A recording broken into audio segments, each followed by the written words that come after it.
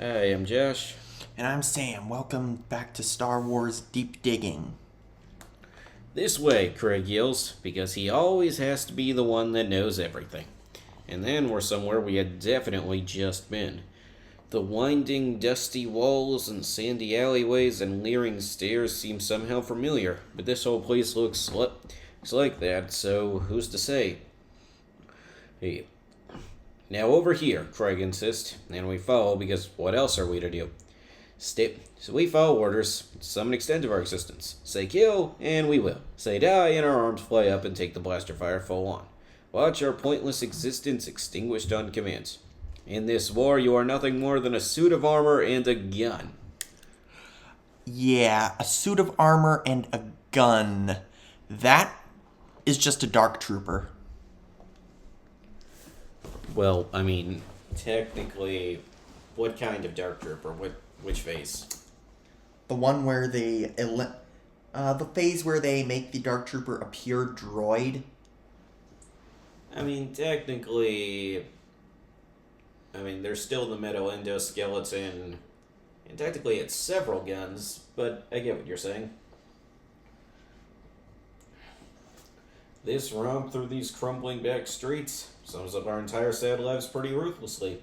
It's clear now none of us have any sense of where the hangar is, and it doesn't matter anyway, because the rebels are probably almost to the far edge of the city, by now, and about to breach out into the infinite sands. Over there, Craig says, and it seems like he's running out of steam. Or maybe we're getting close. Then I realize we're definitely getting close because a growl of engines erupts all around us, and I hear blaster fire from not too far away. Then some hunk of absolute junk hurls up above the buildings around us and launches out into the sky. The comm is thick with static and units yelling for backup, but I'm 100 clicks away. As soon as the junk ship took off, something in me let go and I knew what I had to do. I don't know how, but I did. It wasn't even a conscious decision, to be honest with you. Before I realized I had made a move, I was tearing back through the streets. I don't even know how I made any sense of that dung heap of a city. I just plowed forward like some invisible thread was yanking me along. And then there I was, and then there they were, still outside the cantina just where we left them, the two dewbacks, looking polite and slightly impatient to tell you the truth. I was running. I must have been, because the closer one reared up a little and snarled as I got close. Then I wrapped one hand on the saddle and I was up on it and I pulled the restraining cord free and we were off. What were your actions in response to the incident in question? We charged through the streets of Mos Eisley, me and the dewback. We were one at that moment, an unstoppable wave of man and muscle, teeth and saddle. Smugglers and local denizens dived out of our path. It would be so fun to play this in a video game. Up ahead, the desert loomed unfathomable and immense. There was something I was supposed to be doing. I vaguely recalled. Something urgent, supposedly. It didn't matter, though. All that mattered then was the whisper of desert wind against my helmet. The thundering beast beneath me, the yawning maw of desert ahead.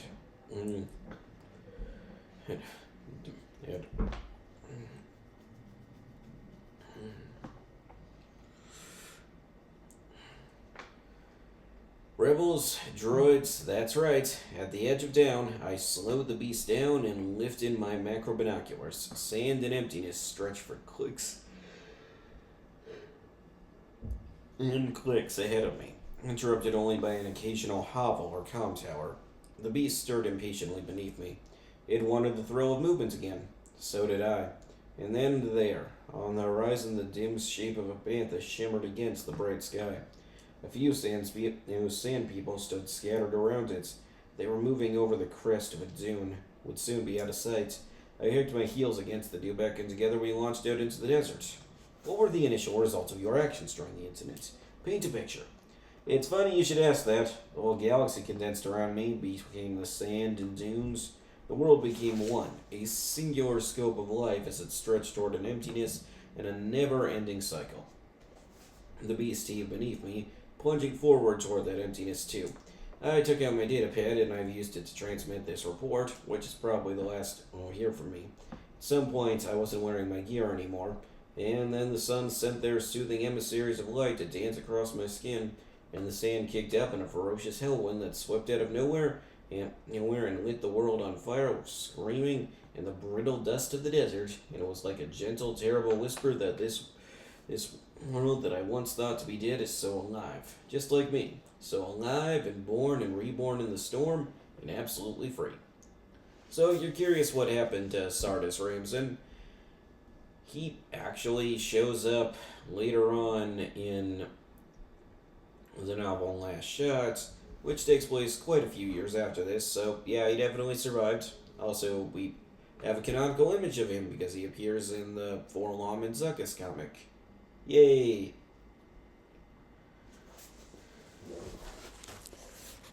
Lena by Will Wheaton.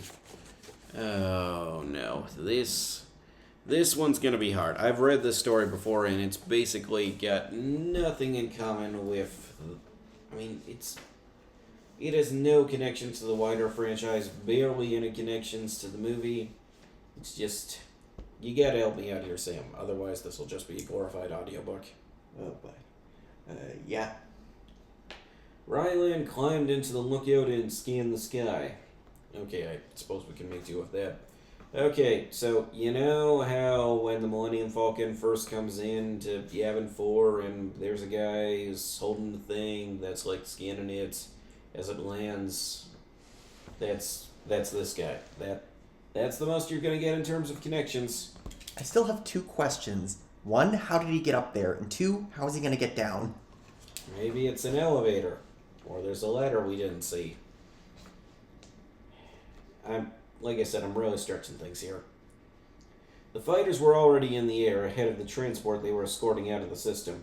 You knew he was doing the right thing. You knew Aaron and Rhea would take good care of Lena. Lena, be good mothers to her and raise her as their own until they could be reunited. He knew it was too dangerous to keep her with him on Yavin, which was a legitimate military target, should the Empire ever discover its existence. He knew that he could have gone with her, that nobody from his wing would have held it against him, that he could be holding his young daughter right now as they climbed the edge of the atmosphere toward relative peace and safety. Ryland knew that he was not the only person on the base. Hell, he wasn't the only one on duty at the moment who had lost something, given up something, made some sacrifice in service of the rebellion against the Empire. Knowing all of these facts did not make the moments any easier or any less painful. He wiped away tears, held his scanner to his eyes, and said goodbye to his daughter as he watched her transport kiss the top of the atmosphere and vanish into the darkness of space. "This is Gold Tower to transport Echo Delta 1, he said into his comm. "You have cleared atmosphere and are go for hyperspace. May the Force be with you." He didn't believe in the Force, but today he would make an exception. He took his thumb off the button. "Take good care of my little girl," he said softly. He sat down and wept.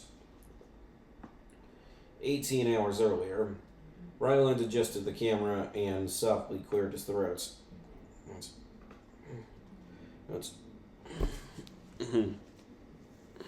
He looked at Lena, sleeping restlessly in her crib. She'd thrown the covers halfway off her and had turned almost entirely sideways across the mattress. Her legs kicked gently and her eyes flicked side to side. Whatever she was dreaming about, he hoped it was something joyful. Maybe Fiona was there with her. Maybe the 3 of them were together again.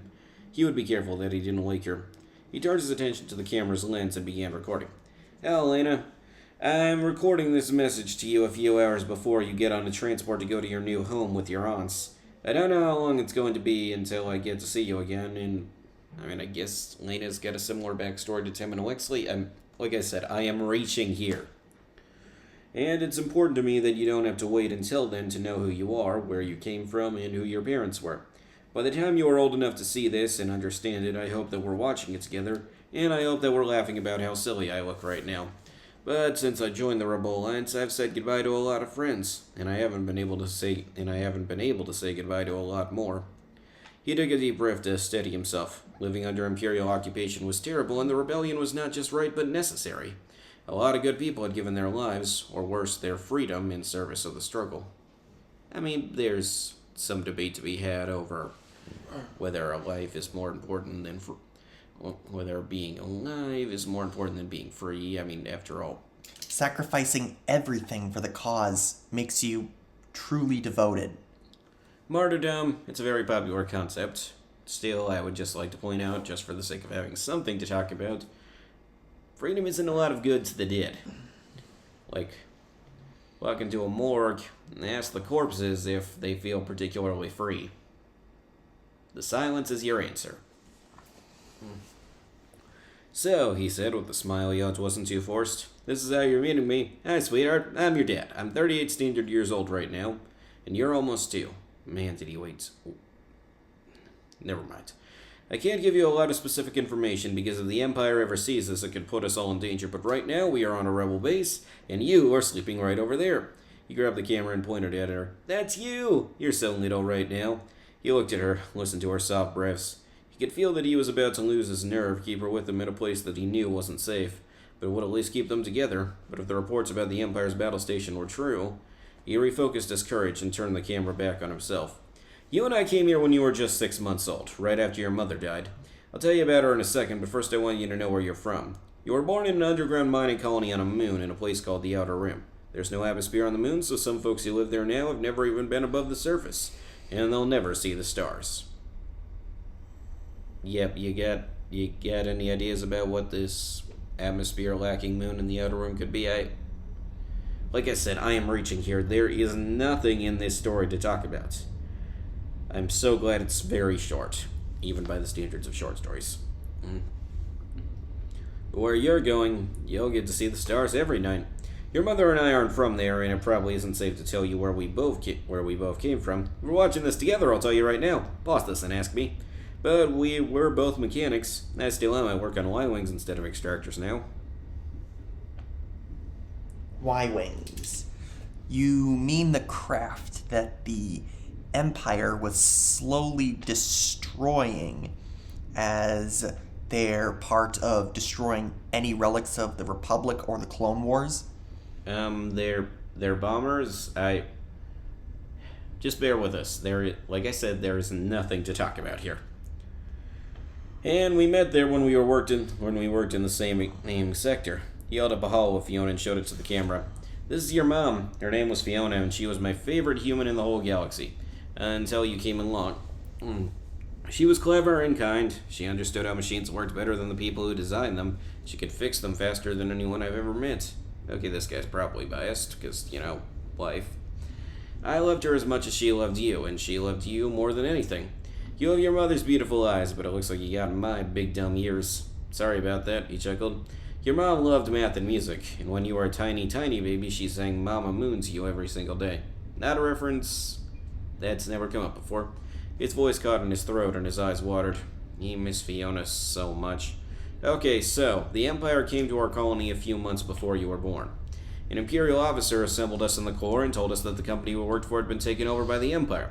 He said it was because the company wasn't meeting safety regulations, but that was a lie. He knew it and we knew it. The Empire needed Dunium, and we had a lot of it. Dunium, now that I recognize. Because it showed up in the Thrawn novel. Remember the Thrawn novel? It's great. Like, it got a comic adaptation for a reason, and that comic got a fan-made audio adaptation also for a reason, because Timothy Zahn is an amazing writer. And I'm not embarrassed to say that. And if there's one thing you need to know and understand about the Empire is that it will take whatever it wants whenever it wants it. The Empire will take everything you care about, everything and everyone you love, if you let them. He realized that he had clenched his fist and tightened up his shoulder. He willed himself to relax, looked down, and opened his hands. He touched the ring he still wore on his left hand as blood pumped back into your fingers. The Empire took your mom away from us, honey. An Imperial officer named Duggan killed her just because he could. I want you to know this so you never forget what we are fighting against and why I'm sending you away. I also want you to know that not everyone is courageous enough to stand up to the Empire, and those people, who we call collaborators, are just as bad as the Empire is. They may even be worse because they should know better. It's because of a collaborator that your mom isn't here. Again, obviously this guy's kind of biased. Not to mention that when the rebels win, which they will, they obviously won't have the opportunity to put a lot of collaborators on trial, because what are you going to do? Punish all several billion people that were citizens of the Empire that didn't do anything other than being citizens of the Empire? Though admittedly that is kind of the problem. His name was Corbin, and he had been our friend for years, till the Empire arrived. It happened so fast, Lena, you don't even realize it's happening. One day your friends are eating breakfast with you in the canteen, and when it's time for dinner, they're wearing an Imperial uniform. Outside their room, a muffled voice announced the duty change. You would have to wake her up soon, dress her for travel, say goodbye. Corbin's new uniform fit him too well. It was like he'd always wanted to wear one because it was how he could feel important. But he wasn't important. He wasn't any more important than the blaster Duggan used to kill your mom.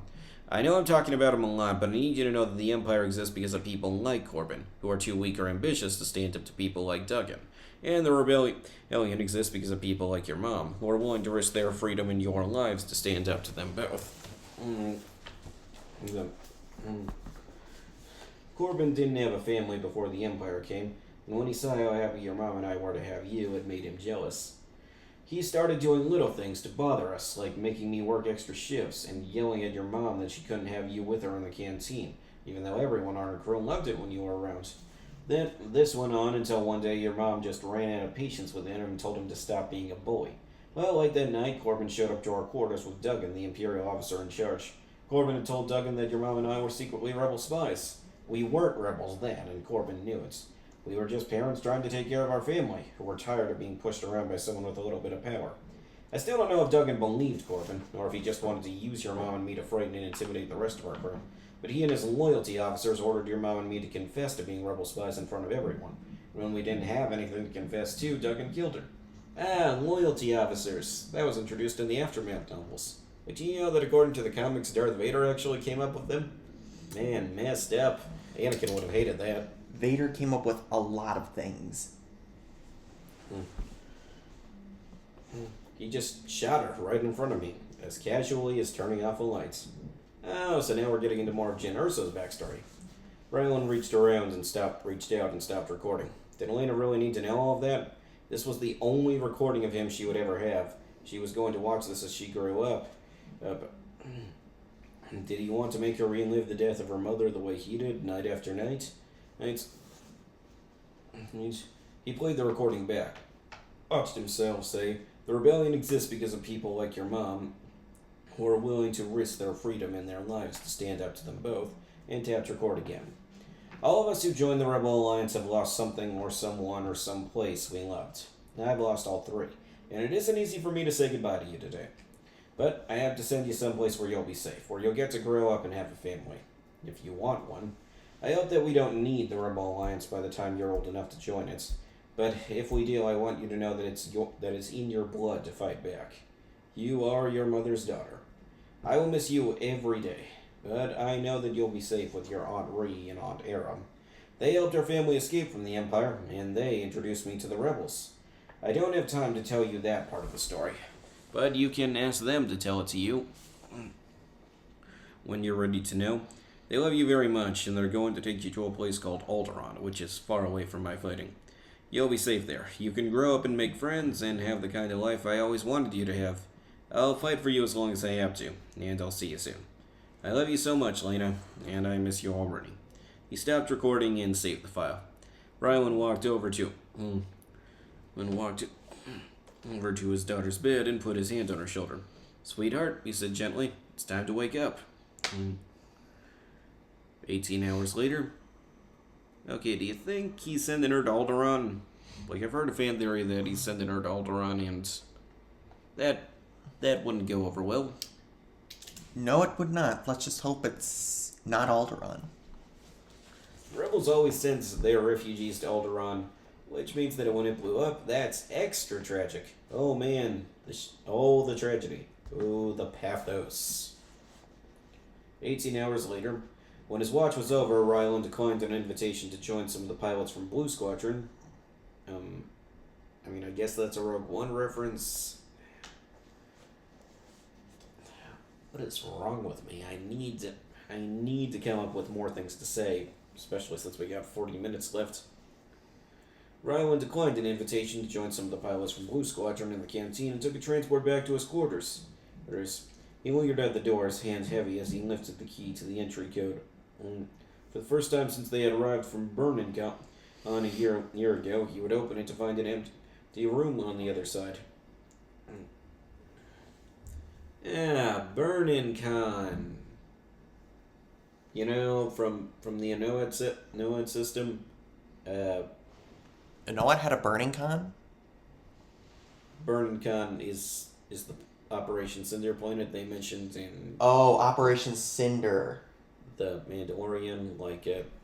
I think it was first recanonized by Uprising, but then again, a lot of things were recanonized by Uprising. He had been standing there for several minutes when Mole Haster, their neighbor, walked by. She paused and put her hand on his shoulder. "You did the right thing, Rye," he said. "I know," he answered. "Force is with her," Mole said. "It's with us all." "Thanks, Mole, I hope you're right." He typed in his code and went inside. The door closed behind him. Literally behind him. Fully Operational by Beth Rivas. A weapon was meant to be fired. Every military man can tell you that. Treat all weapons as charged. Never assume a blaster was set simply to stun and kill. General Cassio Tag. The tags. They have a long line of wicked Imperial masterminds. Silas, Orman, Lapin. There's too many to list. Point is, they showed up in the 80s comics. They showed up in the 2020s comics. Like poetry, it rhymes. Chief of the Imperial Army knew that as he walked the corridors of the greatest battle station ever built in this or any galaxy. He was deeply aware that he walked through the heart of a weapon. Power simmered beneath the Dunium. He had not been aboard the Death Star when it had gone through its initial test firing on Jeddah, but he joined soon after and witnessed Scarif. He paused now, a hand on the sleek metal wall. "Do you think Scarif's still inhabitable?" Yeah. They should visit it again someday. Yeah, from now on, people go to Spira to see the beaches. Because Scarif is radioactive wasteland. But you can still live there. In fact, it being a radioactive wasteland may just make it more fun. Thrill-seeking, adrenaline junking, or whatever it's called. He paused now, a hand on the sleek metal wall, remembering the rumble of power as the Death Star charged and fired. It had been a subtle vibration, something he might not have noticed had he not been looking for it. That was a mark of how big the battle station was. It could kill off half a planet, and most of the people who resided within the station wouldn't even notice. A credit to director Orson Krennic, to be sure. Even when the Joint Chiefs had questioned the validity of such an enormous and expensive weapon, Krennic had insisted it was both possible and needed. Tag had never really liked Krennic. He found the man obsessive, but perhaps it took a man obsessed with firepower to make something like the Death Star, and a man such as Grand Moff Tarkin to take it. Yeesh, if you want obsessive, why not go visit one of the scientists who created the Death Star, Bevel Lemelisk? I don't think he was obsessed so much as motivated, because he constantly had to be threatened with death, painful deaths and all that. Yeah. Piranha beetles. Not a nice way to go, especially when it happens to you like 6 times. Was it 7? It was 6. Tarkin paused now, his hand still brushing the middle wall of the corridor. He straightened. Without meaning to, he'd arrived at the meeting room early. His thoughts, lingering on Krennic, recalled the last Joint Chiefs meeting in the room, the one where Krennic had insisted the Death Star could do more than destroy a small city like Jeddah. Wait, that was this room? Krennic had shoved his chair aside, standing up and beating a fist on the table. Tarkin, 2 seats down, had both admired the man's passion for the battle station and been disgusted by the childish way in which he presented it. Wow, Tarkin admires people. That's not an emotion I thought he was capable of feeling. In the end, Krennic got what he'd wanted, another test fire, a larger one. Now the seat 2 chairs down from Tag's was empty. The weapon was meant to be fired. You just had to make sure you were on the correct end of it. Yeah, that's always kind of been Krennic's problem. Always on the receiving end of whatever he dished out. Self-sabotaging. You gotta feel bad for him. Okay, no you don't. He's a completely irredeemable monster with no likable or admirable traits whatsoever. Okay. My brain. Another test fire. A larger... Oh, wait. Tag continued past the meeting room door with purpose in his strides. He had a private office that branched off the tactical room, and there he brought up the reports and footage of Scarif. Krennic had been a man too mercurial for a leadership position. He had guts, true, but he'd relied too heavily on them. Tag was a man of graphs, of data, of facts and information. They were cold, but they were true. And the truth of the matter was that the Empire had a problem. The surveillance droid had been able to transmit some of the rebel activity on the surface of Scarif prior to being destroyed, and Tag had carefully compiled the data. Unlike the little partisan units scattered throughout the galaxy that caused middling annoyance at best, Scarif showed a concentrated effort. It showed communication. Take 10 black hive ants and put them in separate jars and they could do nothing. Okay, another animal that isn't a reference to anything. Black hive ants are just a thing that exists, I guess. They probably don't even have an article on Wikipedia. But put them in the same jar and they vibrated in harmony until the glass shattered. Hive ants weren't sapients exactly, but they were destructive. I know that saying, actually. Darth Bane, the Sith Lord, said something similar to that once in the Book of Sith. The Force is not fire, it cannot be spread from one person to another. Whoa, wait. I don't think that's even slightly related. Well, it seems related to me. How so? Well, they're talking about how... what was I talking about again? Okay, Bane talking about the Force is not related to a metaphor of how, ants communicate with each other. Wait, that's what he was saying? How did you miss that? I love you, buddy, but you gotta pay a little bit more attention here. The same could be said of the rebels. I did said the rebels' intelligence. Very clever, Tag. You're very smart. No, is that all I get? Sarcastic comments? I'm not very smart either, it seems. Tag waved his hand, and dismissing the Scarif footage, he turned his attention to the list of names in the Imperial Senate that he had compiled. Some were obvious. Mon Mothma had a price on her head for being too blatantly treasonous. Yes. Yeah, we're gonna see that in Andor Season 2 soon. Actually, that reminds me of the Capture and Terminate list from the Imperial Handbook. Was Mon Mothma on it? Yeah. She was, back when she was marked for observation since, the Rebel Alliance was only starting out.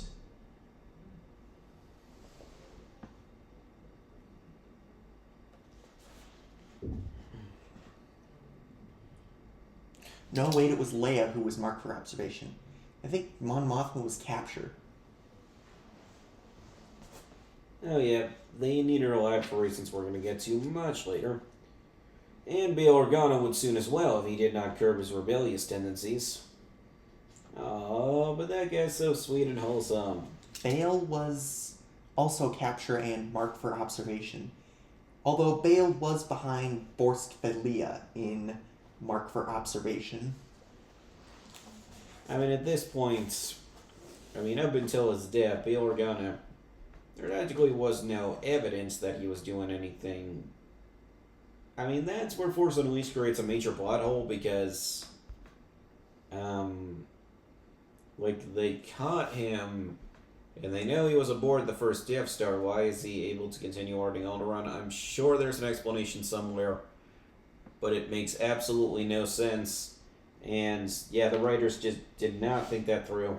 Alright, my pet peeves and nitpicks with a 17-year-old game aside. The man slipped through the political world like oil over water, skimming close to insurgency and relying on legalese and luck. Malicious compliance was still compliance, but it wouldn't be long before the senator slipped on his own sharp edge.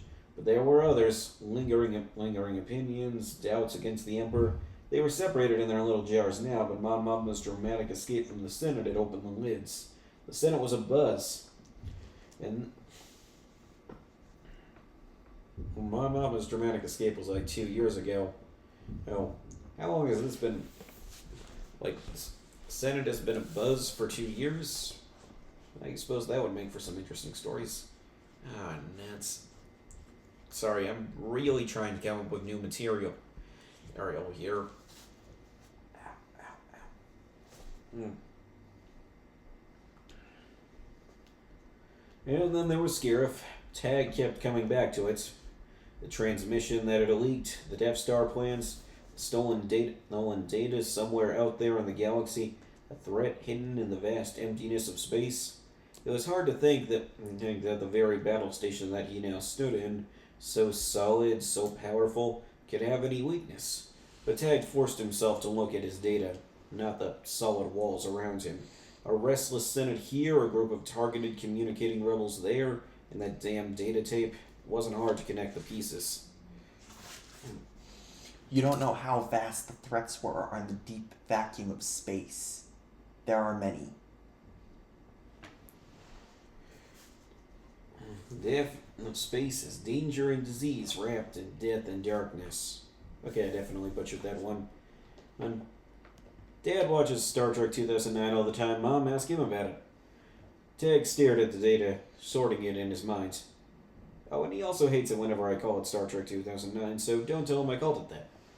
Tag stared at the data, sorting it in his mind. He debated whether or not he dared ask the Emperor for access to the plans stolen on Scarif.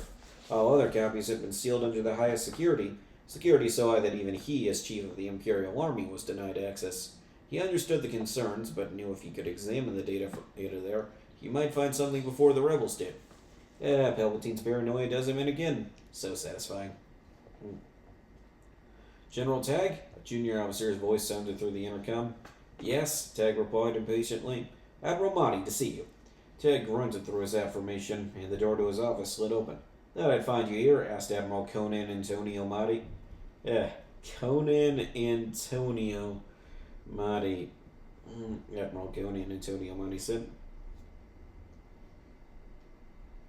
Okay. Should I tell them where the name comes from, or is that getting too off topic? Just tell them. Oh. In an interview with Conan O'Brien, George Lucas jokingly referred to the guy who gets force-choked by Darth Vader as Conan Antonio Motti, and the name stuck.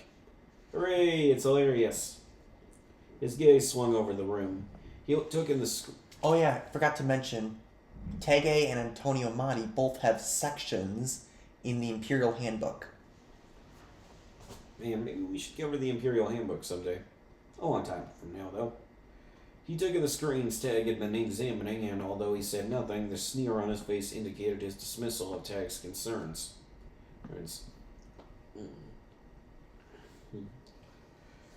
Let's go, Tag said roughly. The two men didn't talk as they strode down the corridor to the Joint Chiefs meeting room. A few of the senior officers were already seated, shouting among themselves. Idle conversations, meaningless words. Tag took his seat without speaking, the scowl growing on his face. These men were old. They'd had their war. They believed they'd ended all war with the finality of it. They leaned in their chairs, comfortable. Well, I suppose that... that description doesn't fit you, Lauren, right? No. They leaned in their chairs, comfortable, firm in the safety of the battle station around them. Tag swore to himself that he would never slip into passivity like them. He would inevitably grow old and gray like the senior chiefs.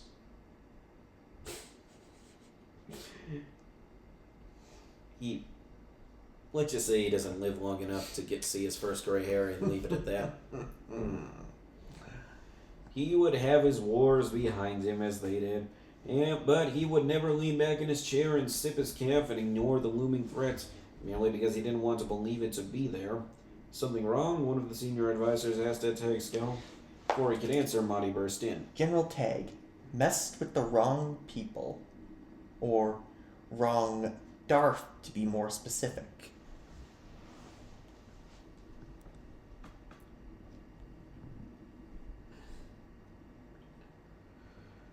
Before he could answer, Motti burst in.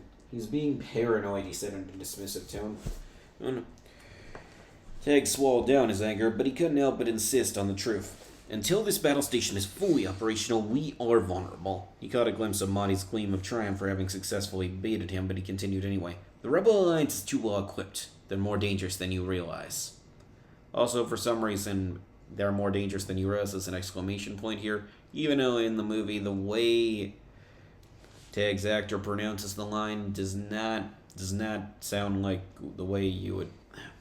says the line does not sound like it's exclamation point worthy. Okay, I've said my piece. Said my piece. Dangerous to your Starfleet commander, not to this battle station. Ah, yeah, they called it the Starfleet back in the day. Probably changed to avoid association with Star Trek.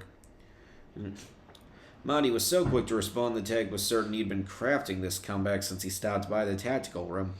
Tag cast a surreptitious look around the room. The senior advisors clearly agreed with Motti. They were comfortable, Tag realized, made lenient by the protection they felt inside the Dunium walls. Soft, weak, unwilling to see that the large round laser at the heart of the Death Star was just as easily a target as a weapon. An image of Director Orson Krennic flashed in Tag's mind, and he had to resist the urge to look at the seat the man had once occupied in this very room. He thought of the enraged way the director had insisted that the Death Star was ready, that it would revolutionize the galaxy, quell even the most fleeting thought of rebellion. Would it take the veins popping out of my neck, spittle flying from my lips, a crazed look in my eye before these men would listen, Tag thought? And then he remembered Krennic's fate and thought, oh, come on, don't do Krennic like that. He wasn't that bad. At least, in terms of how he looked. Come on, Ben Mendelsohn's a nice, handsome guy. He wouldn't have crazed looks in his eyes and spittle flying around.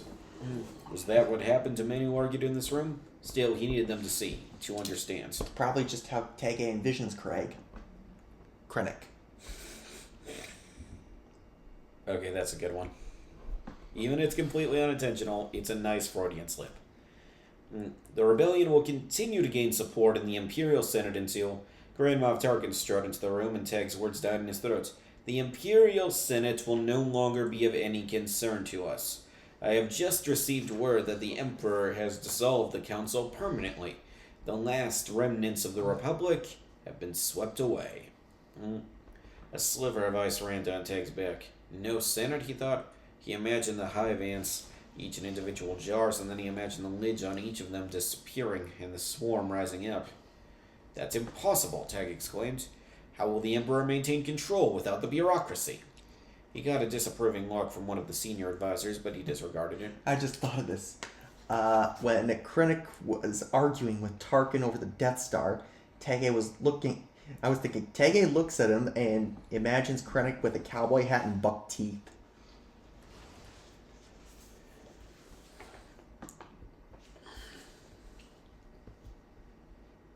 Because he's a country hick? I don't know, that's just how Teg imagines him. I mean, I don't really get the joke, but I'll trust in your judgment.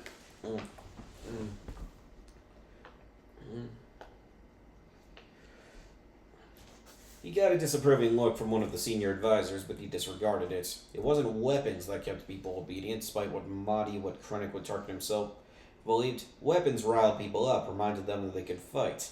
It was bureaucratic mediocrity that made them accept their fate. Show him in a blaster and he looked for a way to take it for himself and turn it on you. Tell a man he can fight in court, 9 times out of 10 he'll disappear just to avoid the tediousness. Okay, that's actually genius. Why didn't Machiavelli write about that? That would work. That would totally work. The Empire would have won with that strategy. Tell Tarkin about it. With what strategy? Were you not paying attention again? I was not. Sorry. Okay, let's just wrap this up. This story only has a few pages left. All right. I was actually just wondering if that would be something Darth Jadis would have used in the Sith Empire, or does he just believe in fear? Yeah, he doesn't really care about anything if it can't cause severe psychological trauma. Because he's just kind of the worst. Most of the Old Republic Sith were the worst. Most Sith in general are the worst. They're just... Yeah, that sums it up. The regional governors now have direct control over their territories, Tarkin continued. his voice almost idle. Fear will keep the systems in line. And Regional governors. You mean like these guys? I call my these guys? This is my territory. This is Zinj's territory. This is the Pedestar alignment, the Lambada sector, Terrox territory, the Greater Meldrude. This is Zero Command. nice reference. And if you're still playing that drinking game from earlier, that is a reference that I did not get. So take another shot.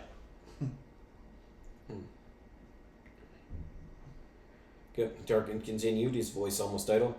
Fear will keep the systems in line. And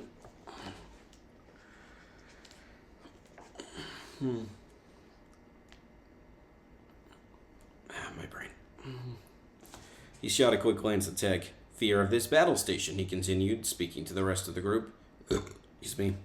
Teg ignored the subtle dig in the way Motti reveled in watts of the rebellion, he insisted.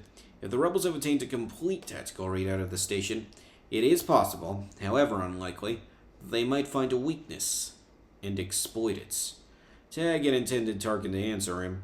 Instead, the gravelly, deep voice of Lord Vader filled the room. The plans you refer to will soon be back in our hands.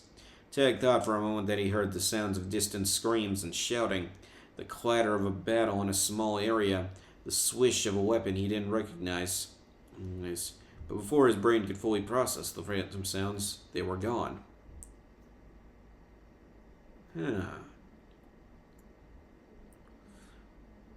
What do you think that means? Force vision? PTSD flashback? I don't really know. Intriguing mystery. I like it. When he looked up, Lord Vader faced him. Not for the first time. Tag wondered what was behind the mask, and then he questioned whether he truly wanted to know. He ground his teeth, unwilling to show the way Lord Vader's gaze intimidated him. He didn't breathe until the black-suited Lord shifted his attention to Motti. He watched dispassionately as they exchanged words, as Vader strolled from behind Tarkin toward Motti. The tension crackled as Motti's anger flared. Vader raised his hands. Motti's words stuttered to nothing but gasping breaths. He was desperate for air. Motti had caught Vader's beliefs ancient and sorcerous, and Tag couldn't help but agree. Nothing but wizardry could have made Motti choke while Vader, meters away, merely raised his hands and squeezed. Tag. Or basically, also Vader's wizardry could also drag Motti out of his seat and make him tap dance on the table. Okay, take another shot for that one. No. Tag couldn't help but bring his own hand to his mouth, but he knew better than to speak. The men around the table watched as Motti struggled to breathe until Tarkin, seemingly bored, ordered his release. Tag glanced at the chair 2 down from his. Then his eyes met Motti's. Thin sheen of sweat dotted Motti's brow, his eyes still bulging slightly from the choking. But he didn't say anything familiar, and neither did Tag. His data had been wrong, he knew that now. Tag had looked at the angles incorrectly, surmised the outcomes based on incomplete data. He had assumed the Empire's greatest weapon was the Death Star, but he was beginning to realize that it just might be Lord Vader himself. Well, yeah. I mean, technically, if you added up all the casualties Vader's caused and all the ones that the Death Star caused, the Death Star would still beat Vader out, but it wouldn't be quite as much as you would think. Do you have something you need to say? Yeah. No wonder Emperor Palpatine put Vader in charge of everything. Indeed. An incident report by Mallory Ortberg. Oh, I almost forgot. You might recognize this guy. It didn't make him right, you know. It made him angry and make him violent, but it didn't make him right. You may or may not have already reviewed the footage. It's my opinion that attempted murder at a meeting of the Joint Chiefs of the Galactic Empire merits a thorough personal investigation by the members of High Commands. But you gentlemen will of course act as you see fit. Point is, whatever your conclusions you ultimately draw about the incident taking place between myself and Lord Vader during yesterday morning's briefing, he was wrong, and trying to crush someone else's windpipe doesn't make you any less wrong if you're wrong to begin with, which he was. I do not concede the argument. I mean, he has a point. Appeal to force and all that is a logical fallacy. But the thing is, it's a logical fallacy that usually works, because unless you want to die for the sake of being right, well, let's just say Motti's lucky that Vader doesn't care enough about this insolence to do him in. Yeah, I'm thinking if someone spoke to an ancient Sith Lord like that, the ancient Sith Lord would kill the guy with his lightsaber, then ask anyone else?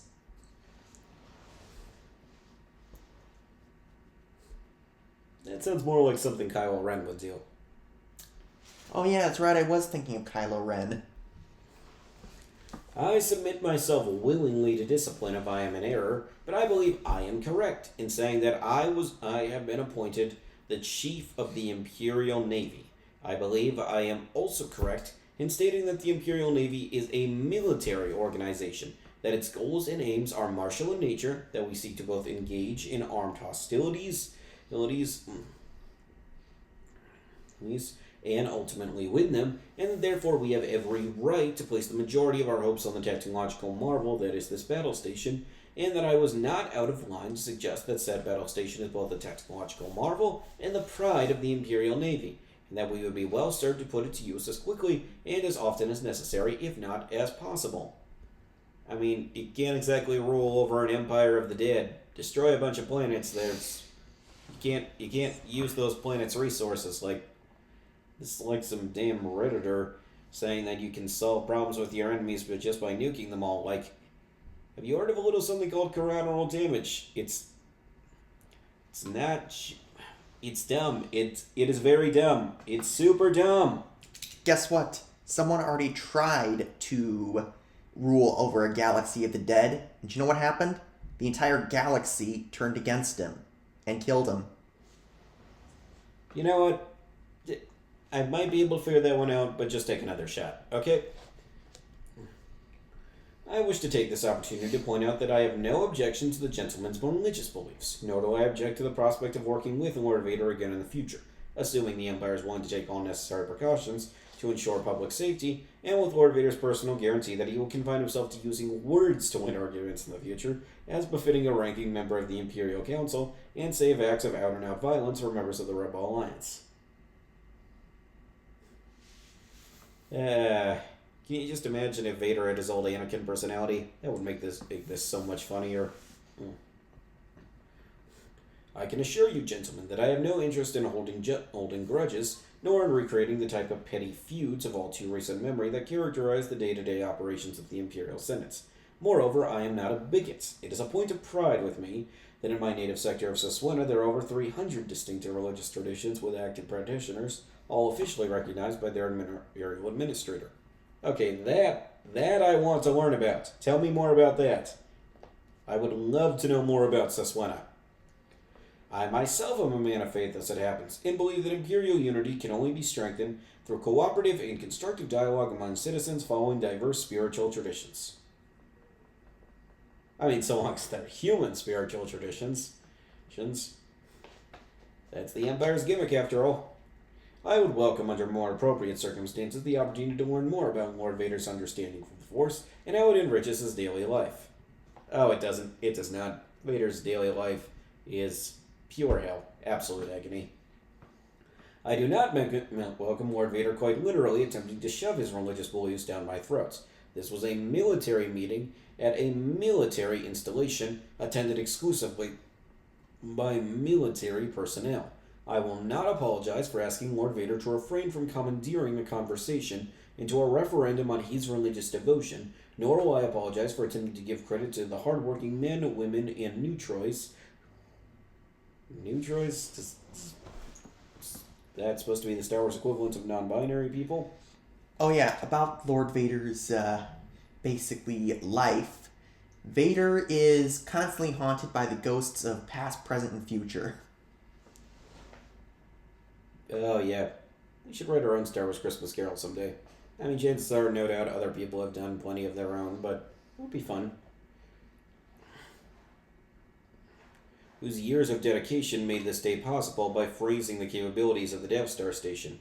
It is my belief that effective managers should offer at least as much praise as they do criticism. At any rate, if you reviewed the footage, which I strongly encourage you to do, you'll notice two things. First, and most critical to my argument, is that Lord Vader expressed open contempt for the Death Star project in front of his subordinates, many of whom have dedicated their lives to seeing the station completed. It was, to put it mildly, a speech that undermined public faith in both the Galactic Empire's vision and its competency.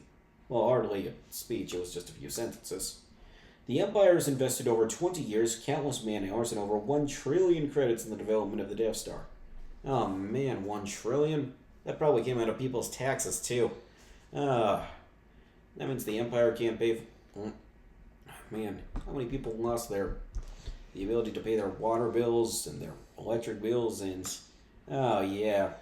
They just... This bank statement makes much more sense now. The Empire was taxing people on lots of things. They've been gaining credits, millions, trillions, billions, and then it all went to zero because they spent it all on some huge project.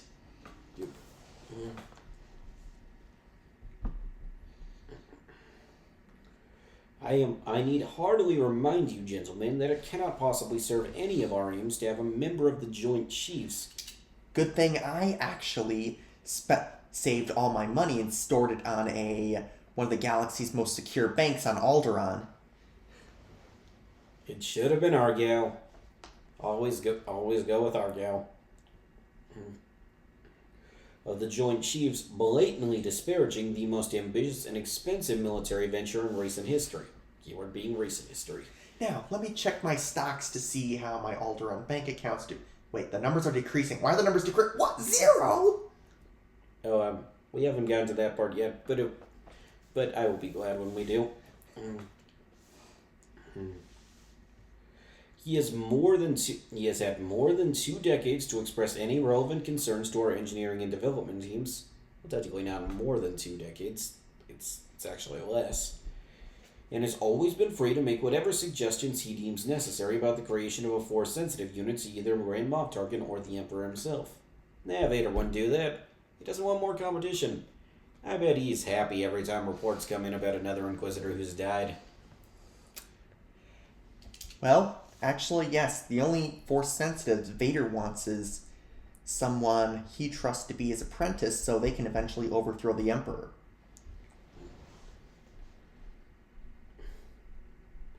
To either Grand Moff Tarkin or the Emperor himself. The day we are set to launch the most ambitious military project in Imperial history is not the time.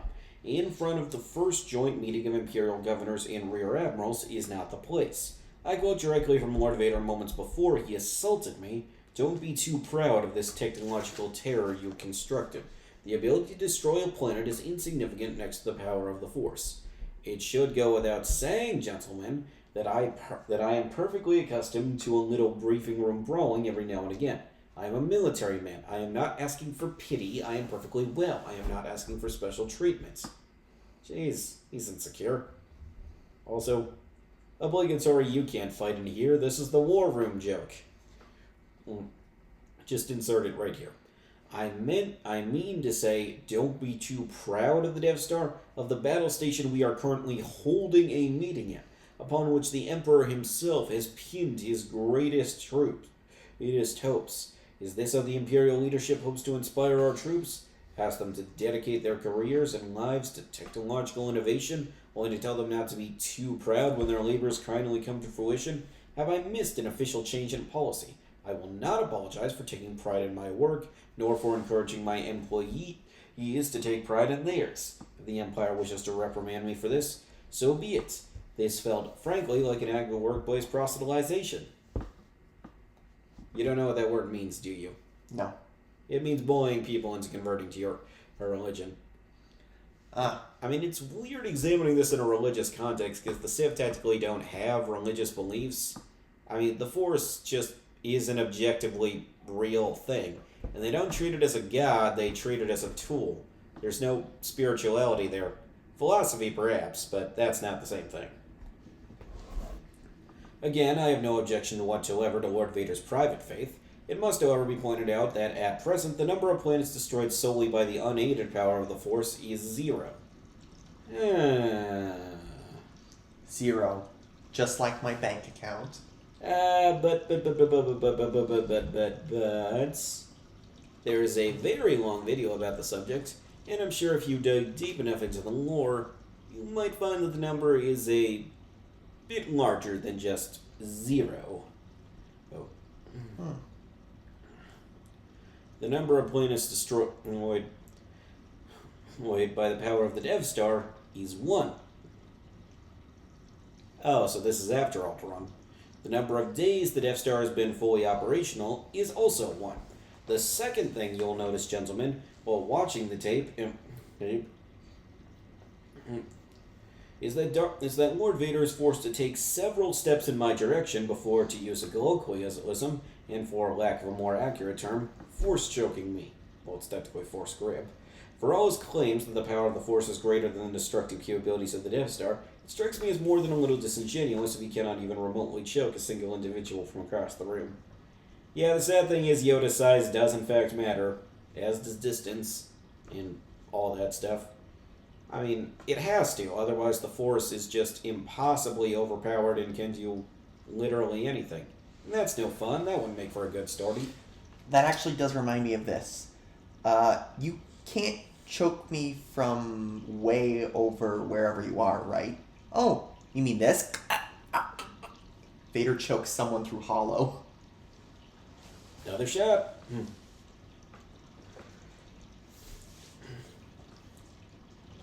I imagine Lord Vader would have had to stand very close to the planet Alderaan indeed today if he wanted to demonstrate how thoroughly his force-wielding abilities outmatch the Death Star. Still, though, that would be pretty scary, right? A guy standing on a planet, just holding his hands up as the whole thing rips apart. Oh, that would look cool. But I digress. I am here to give an account of the events that transpired in yesterday's meeting and to submit myself for possible correction, nothing more. We are in the main conference room on the officer's deck. Oh boy, here it comes. Vice Admiral Talitz, Rear Admiral Tion Georgerod, Kando Lazel, Commander Cassio Tag, Admiral Niels Tennant, and myself. Oh my, that is not even close to right.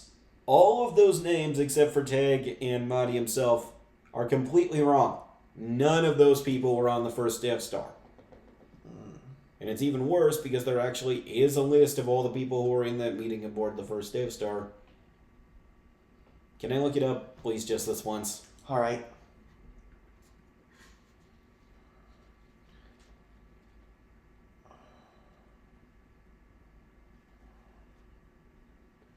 Okay. I should have had it saved. It should be right. Okay, so the correct list is Chief Moradmin Bast, Colonel Wolf Lauren, Chief Seaward Cass, General Trek Moloch, General Hurst Ramodi, Commander Cassio Teg, and of course Motti himself. Now, you see, the list that was actually used here is from the novel Tarkin. The author clearly just copy and pasted. Well, okay. It's not completely copy and pasted because there is... Because Admiral Talitz is from the short story Orientation, which is completely unrelated. Of course, since Tarkin was written by James Luceno, and both Luceno loves his references, Tion Georgerod is the Moff from Return of the Jedi. Kando Lazel is the Admiral Vader Force Jokes to Death in Empire Strikes Back. And Niels Tennant is from the Clone Wars. But no, none of them were aboard the first Death Star. Your reports were wrong, Motti. Wrong. Also, I love that James Lucino adds references to everything. One of us. One of us. One of us. And that's... Alright, we should probably just wrap it up here. Yeah. Alright. We will see you all... When we're not as tired. Yeah.